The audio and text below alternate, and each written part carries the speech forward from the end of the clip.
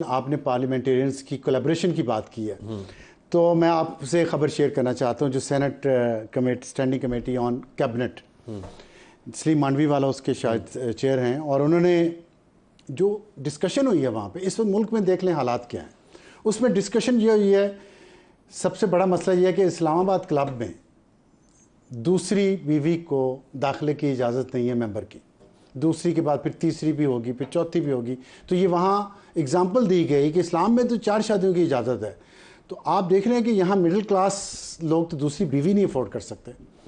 और अशराफिया हमारी जो पार्लियामेंट में बैठी है, उन्हें इस्लामाबाद क्लब में दाखिले की, और एक क्लब इस्लामाबाद में बहुत सारे फैले हुए हैं, आपने देखा ही होगा। यहाँ माशाल्लाह इसका नाम ही क्लब आबाद रख देना चाहिए। और दूसरी खबर उसमें ये थी, दूसरा इशू जो था वो ये था कि चाहत फ़तेह अली खान ने एक गाना गाया बदोबदी, उस पर डिस्कशन होती रही कि इसको देख के किस किस के सर में दर्द होता है। ये अशराफिया के मामलात हैं और हमारी आवाम के क्या मामलात हैं, आए सुन लें ज़रा।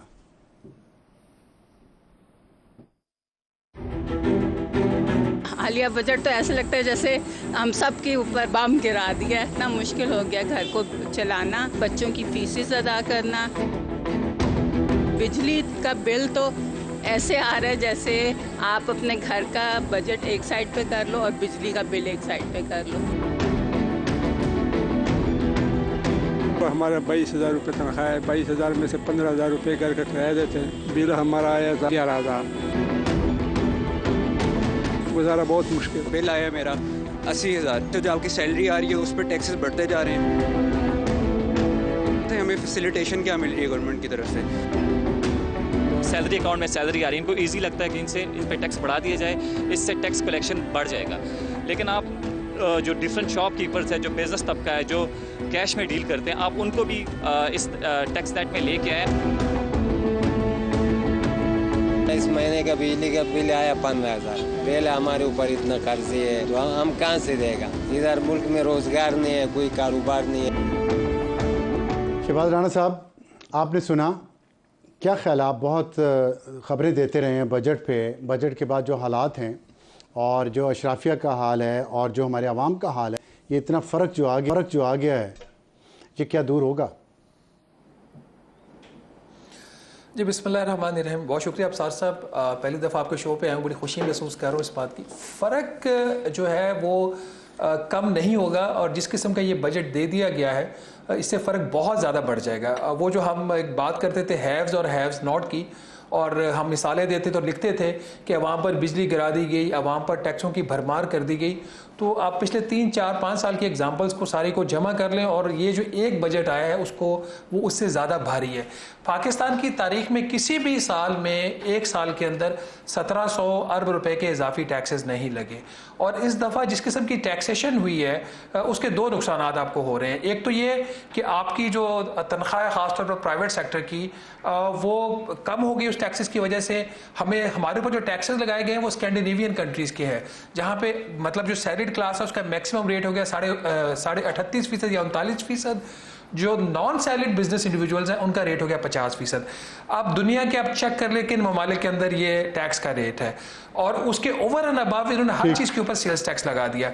50% इनकम टैक्स, 18% GST, अब FED जो है वो सेल्स टैक्स के मोड में वो भी लगा रहे हैं। तो ऑन एन एवरेज एक जो सैलरीड पर्सन है उसकी 70 से 75% जो अब तनख्वाह वो टैक्सेस में जा रही है। और दूसरी साइड पे हमारे मुल्क का वो तबका है, वो इशराफिया है जिनके ऊपर किसी भी किस्म का इजाफी बोझ नहीं डाला गया। एक सेक्टर जिसको गवर्नमेंट ने ज़रूर हिट किया है बजट में, वो हमारा एक्सपोर्टर है, जिसके ऊपर पहले एक फिक्स टैक्स होता था 1% का, अब उसको नॉर्मल टैक्स रजीम में लेंगे। Other than that income tax की नई एग्जम्पशंस आई हैं, सेल्स टैक्स की छूट कुछ सेक्टर्स के लिए बरकरार रखी गई है, लेकिन वो तबका जिसकी आवाज नहीं थी उसके ऊपर बोझ डाला गया। तो ये जो डिवाइड अशराफिया को मतलब अभी आपने जो इनको बहुत ज्यादा रिलीफ मिला है। ये जो बिजली के बिल्स अभी तो जून में जो लोग रिसीव कर रहे हैं, लोग शॉकिंगली उसको रिसीव कर रहे हैं। इसमें जब इनको अगस्त के महीने में जुलाई का बिल मिलेगा तो इनके लिए अनबेरेबल हो जाएगा। और मुझे इस बात की समझ नहीं आ रही कि हुकूमत किस तरीके से ये फैसले वन आफ्टर अनदर कर रही है, और उसको एहसास नहीं हो रहा कि लोगों के जज्बात क्या है इस वक्त। बस हो गया।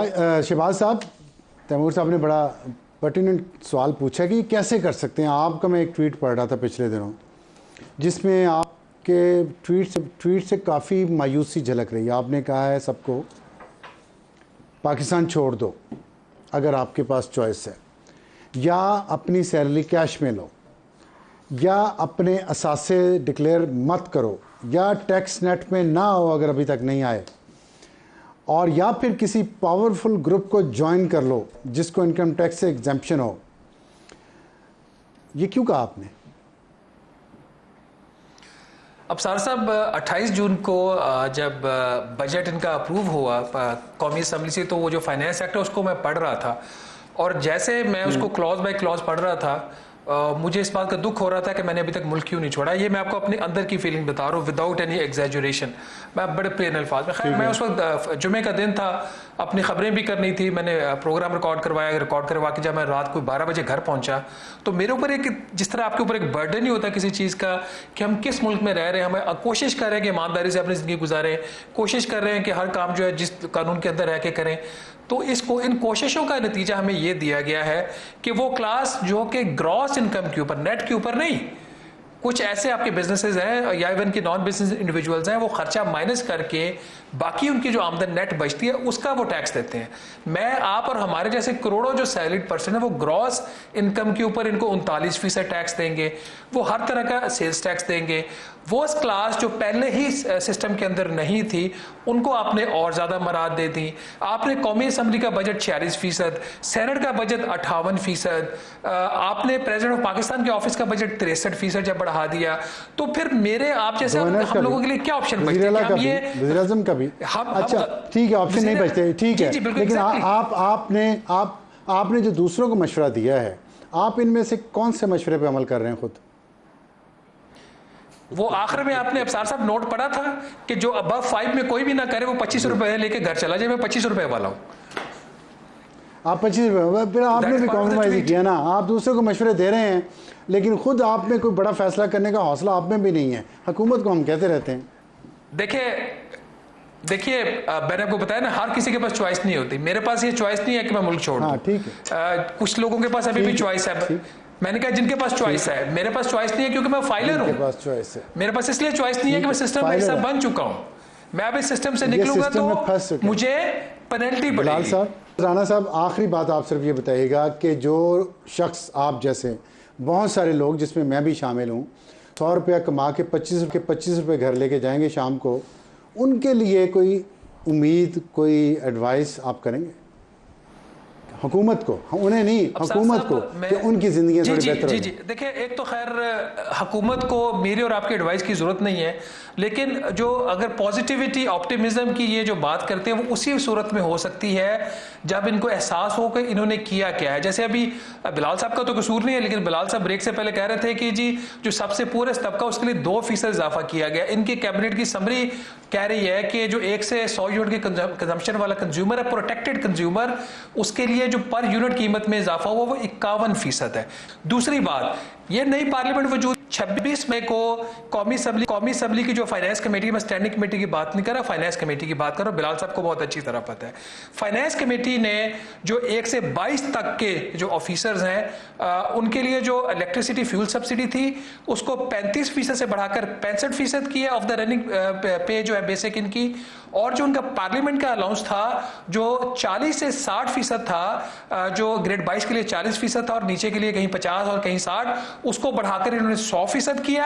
ये इनका एहसास है, और ये जो आपको इंक्रीज आया इसी वजह से जो कौमी असेंबली का बजट है उसमें आपको 46 या 48% इजाफा नजर आता है। अच्छा, I don't expect any positivity. Why? Because they have not yet realise what they have done. तो क्या 25 रुपए जो घर लेके जाएगा उसके लिए कोई उम्मीद इस हुकूमत की तरफ से नहीं है? ना आप इन्हें कोई मशवरा दे रहे हैं? जी बिल्कुल नहीं, क्योंकि पहले एहसास करें कि इन्होंने किया क्या है। ये जो हर चीज को लपेटने की कोशिश करते हैं ना, मैं इनके एक मिनिस्टर को सुन रहा था कि जो जून का टैरिफ है, जुलाई का भी टैरिफ वही है। जो जून का टैरिफ था वो जो मुझे बता रहे हैं उसमें फ्यूल प्राइस एडजस्टमेंट है, उसमें क्वार्टरली टैरिफ एडजस्टमेंट है, उसमें दूसरे टैक्सेस हैं। मैं जुलाई का टैरिफ बता रहा हूँ माइनस एवरीथिंग।